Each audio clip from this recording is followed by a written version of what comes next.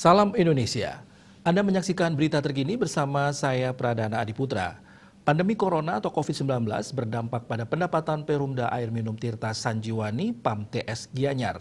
Perumda ini mengalami penurunan pendapatan karena sejumlah pelanggan berhenti.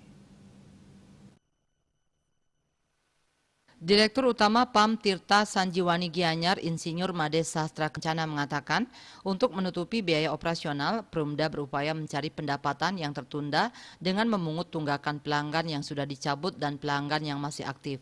Penurunan pendapatan juga karena sejumlah pelanggan berhenti berlangganan. Tahun 2020 jumlah pelanggan yang berhenti tercatat sebanyak 657. Tahun 2021 pelanggan yang berhenti meningkat hampir 2 kali lipat, yakni sebanyak 1.289 pelanggan. Pelanggan yang berhenti tahun 2021 ini lebih banyak skala rumah tangga.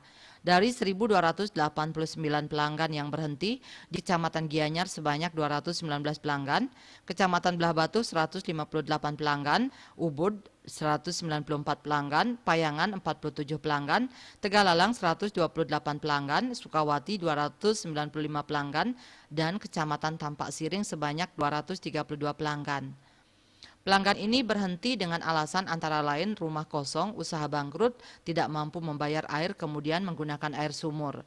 Dikatakan pelanggan berhenti dan masih menunggak diberikan keringanan untuk membayar tunggakan secara mencicil.